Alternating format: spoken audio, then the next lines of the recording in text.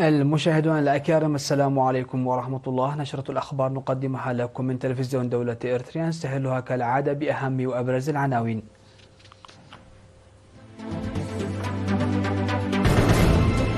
حاكم إقليم عنسبة يتفقد برامج التنمية في عتك اليزاني. إدخال الطاقة الشمسية في بساتين هيكوتا.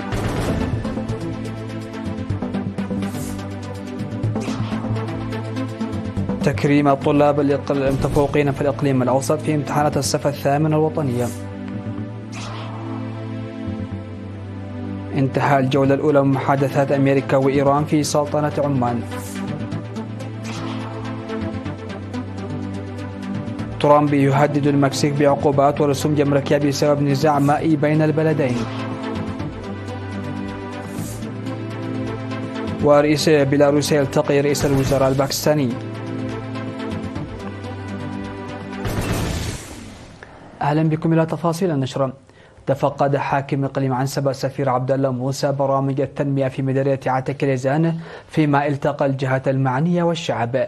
وحفز السفير عبد الله موسى في زيارته يومي 8 و9 من أبريل برفقة مسؤولين من إدارة الإقليم والمهنيين، حفز المزارعين في منطقة دك قبرو داعيا إلى الدفع بأنشطة النفير الجاري للحفاظ على المياه وتحقيق الأمن الغذائي. وتفقد الأعمال على الطريق الترابي الذي يبلغ طوله 20 كيلومتر من بلدة عتك اليزان إلى منطقة معلدي، مرورا بدق قبرو ووراء حاثا على صيانة جدرانه وقنوات تصريف المياه. وذكر على العمل بقوة في برامج حماية التربة وحفظ المياه لحل مشكلة مياه بلدة عتك اليزان. وزار 11 فصلا دراسيا إضافيا ومكاتب ومساكن للمعلمين قيد الإنشاء في مدرسة دك أمحال الابتدائية والمتوسطة. ودعا سفير عبد الله موسى إلى الدفع ببرامج الحفاظ على التربة والمياه وإصلاح مساقط المياه في الأراضي الزراعية والتشجير التي أسفرت عن نتائج جيدة في السنوات الثلاث الماضية.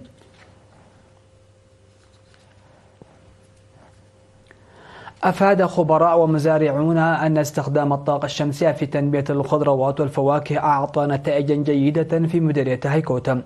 وقال المزارع أبدي تخل مريم الذي يقوم بتنمية مساحة 48 هكتارا على ضفاف نهر القاش لوكالة الأنباء الرينا، قال إنه يخطط لتوسيع مبادرته من أجل استبدال نظام الطاقة الذي يستهلك كميات كبيرة من الوقود بالطاقة الشمسية نظرا لنتائجها الجيدة. وأشار بستانيون آخرون إلى أنهم اتخذوا مبادرات لإدخال الطاقة الشمسية لتقليل منصرفات تكلفة الوقود وقطع غيار المحركات.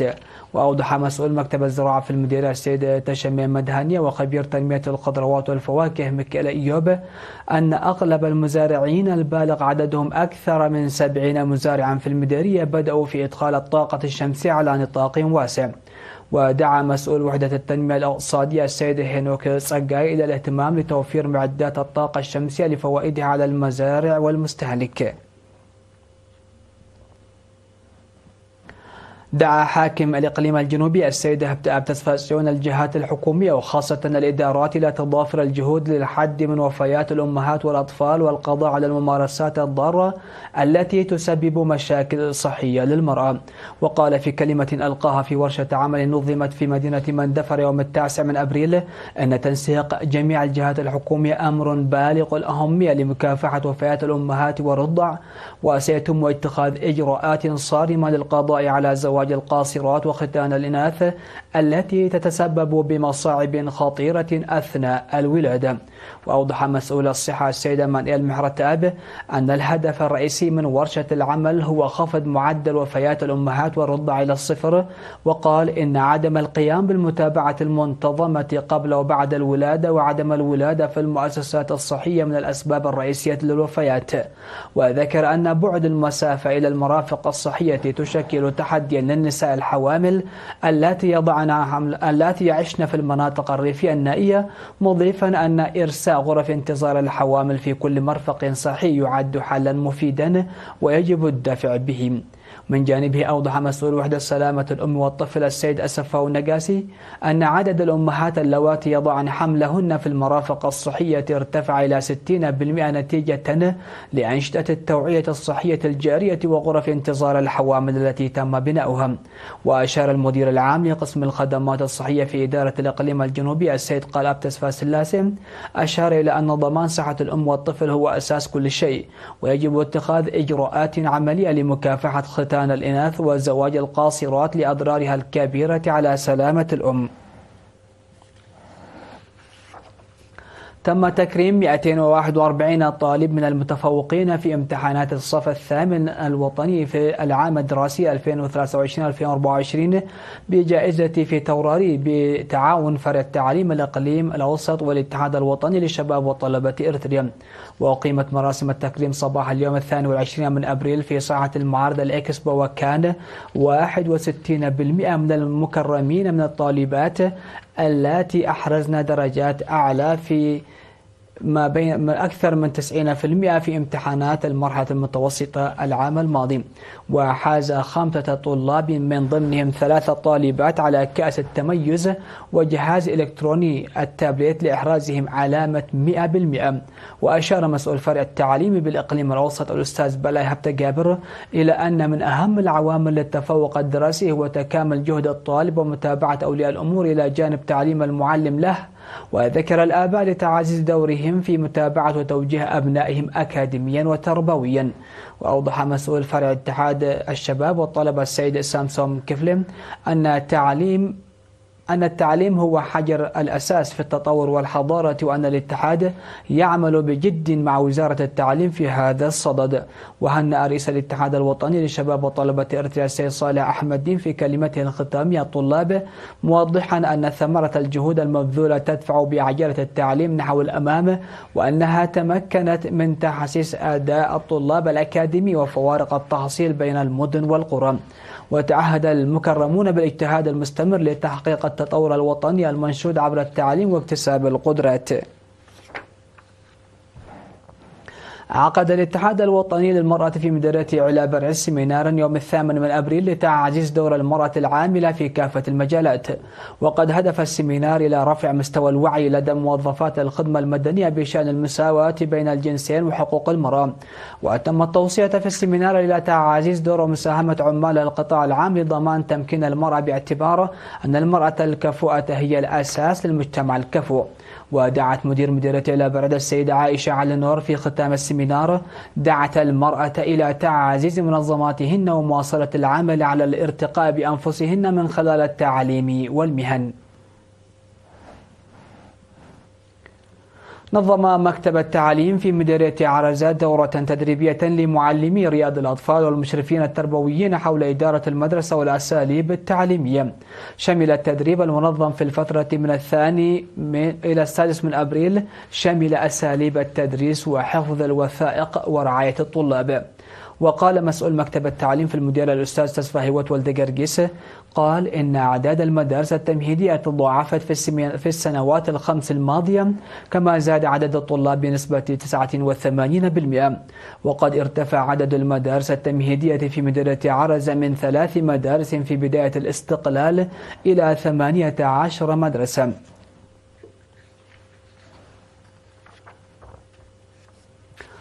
مشاهدينا الأكارم، فاصل قصير ومن ثم نعود لنوافيكم بالأنباء على الصعيد العالمي، فكونوا معنا.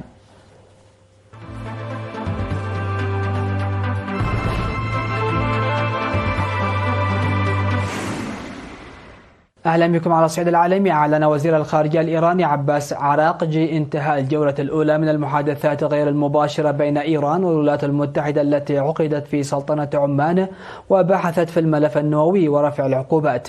وأضاف عراقجي في منشور على التليجرام أن الجانبين سيواصلان محادثاتهما الأسبوع المقبل. وأوضحت الخارجية الإيرانية أن رئيسي الوفدين الإيراني والأمريكي تحدثا لدقائق بحضور وزير الخارجية العماني قبل مغادرة مقر المحادثات. ونقلت وكالة تسنيم عن عضو بالوفد الإيراني قوله إن الجو العام للمحادثات غير المباشرة إيجابي. وترأس عراقج الوفد الإيراني بينما تولى مبعوث الرئيس الأمريكي إلى الشرق الأوسط ستيف ويتكوف إدارة المحادثات من الجانب الأمريكي. من جهته هدد الرئيس الأمريكي دونالد ترامب المكسيك بفرض عقوبات ورسوم جمركية بسبب تأخرها في تسليم حصتها المائية بموجب معاهدة 1944، بينما أكدت الجارة الجنوبية أنها تواجه تحديات كبيرة مثل الجفاف وزيادة الطلب المحلي وتسعى لإيجاد حلول تفاوضية للأزمة. وتوعد الرئيس الأمريكي المكسيك بفرض عقوبات ورسوم جمركية في إطار نزاع بين البلدين حول تقاسم المياه، واتهمها بخرق معاهدة مائية تعود إلى عام 1944. وقال ترامب إن الجارة الجنوبية سرقت المياه من مزارعي تكساس ولم تلتزم بالتزاماتها. من جانبها ردت رئيسة المكسيك كلوديا شاينبام وقائلة إن بلادها كانت ملتزمة بالمعاهدة بقدر ما تكون المياه متاحة، مشيرة إلى الجفاف الذي تعاني منه البلاد منذ 3 سنوات. كما أكدت أنها وجهت وزراء البيئة والزراعة والخارجية بالتواصل فورا مع المسؤولين الأمريكيين. التقى رئيس بيلاروسيا ألكسندر لوكاشينكو رئيس الوزراء الباكستاني شهباز شريف الذي يزور العاصمة مينسك حاليا. وبحث خلال اللقاء تعزيز علاقات التعاون الثنائي بين البلدين في المجالات كافة، إضافة إلى مناقشة عدد من القضايا الإقليمية والدولية ذات الاهتمام المشترك. وتأتي الزيارة عقب الزيارة المهمة التي قام بها لوكاشينكو إلى باكستان في نوفمبر الماضي. في الخبر الأخير، قتل عشرات الأشخاص خلال الأسبوع الحالي جراء عواصف رعدية ضربت مناطق في الهند ونيبال، وتسببت رياح عاتية في أضرار وتأجيل مئات الرحلات الجوية في الصين. ففي الهند قالت هيئة إدارة الكوارث في ولاية بهار شرقي البلاد إن ما لا يقل عن 61 شخصا لقوا حتفهم جراء عواصف رعدية وصواعق. وتتوقع إدارة الأرصاد الجوية هطول أمطار غزيرة على ولاية بهار. وفي نيبال المجاورة قتل 8 أشخاص في نيبال المجاورة جراء ضربات صواعق، وفق ما نقلته وكالة الصحافة الفرنسية عن مسؤولين في إدارة الكوارث. وقال خبراء حذروا العام الماضي من أن التغير المناخي يؤدي إلى ارتفاع مقلق في الصواعق القاتلة في الهند، إذ تسببت في مقتل نحو 1900 شخص. وفي الصين هبت رياح عاتية على مناطق الشمال وشرق البلاد، مما أدى إلى إلغاء مئات الرحلات الجوية وإغلاق معالم سياحية وتعليق رحلات قطار وفقا لمصادر رسمية. ختاما لنشرة هذا المساء مشاهدينا في كل مكان، هذا تذكير بأهم وأبرز العناوين.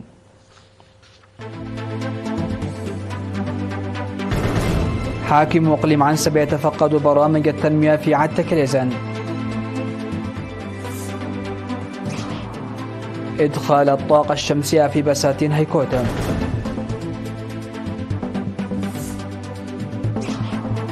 تكريم طلاب الإقليم الأوسط المتفوقين في امتحانات الصف الثامن الوطنية. انتهاء الجولة الأولى من محادثات أمريكا وإيران في سلطنة عمان. ترامب يهدد المكسيك بعقوبات ورسوم جمركية بسبب نزاع مائي بين البلدين. ورئيس بيلاروسيا يلتقي رئيس الوزراء الباكستاني.